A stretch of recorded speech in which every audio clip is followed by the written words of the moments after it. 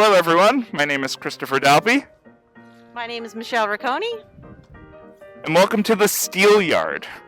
We are an industrial arts nonprofit right in Providence, Rhode Island, and we're standing in front of our Trojan Horse. Our Trojan Horse was one of the sculptures that we used for an Ironport we had a couple years ago. It's called the Yardacy. And what we did with the Trojan Horse was we pulled it around the yard for the spectators to see, and then the poor crew got to walk up a ladder and actually slide down the other side walking through the Trojan Horse, and it was really a spectacle to see. It was awesome. One of the unique pieces about the Trojan Horse as a piece of public art was this is actually built by volunteers, actually a collection of them who designed the concept and then built it themselves, all in preparation of the annual Ironport. Yep, and that happens every year. I get an amazing group of volunteers, and they come together, and we break off into groups, and we design and fabricate each of the sculptures that we use in the Halloween Ironport, and it's just awesome. And it's not uncommon after one of our Ironports for us to hold on to one of the pieces and install it along the yard.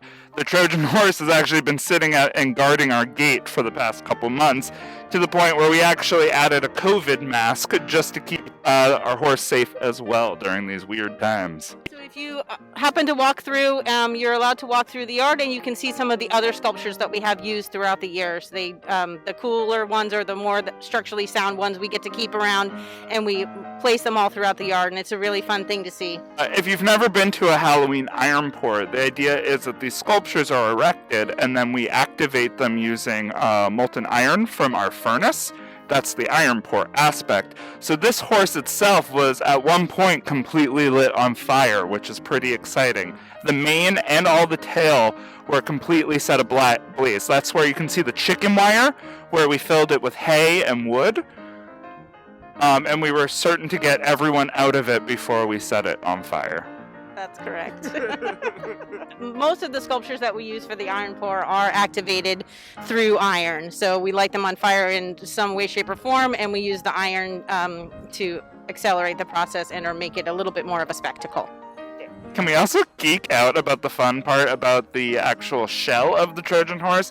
We did a major remediation of our building, our studio building, just 2 years ago, which was like a $2.7 million project. And I'm pretty sure that that is all of the steel from the outside of the building that we used to build this horse. Was what the building used to be made of, and thank goodness that we have a new insulated, wonderfully lit, warm studio now.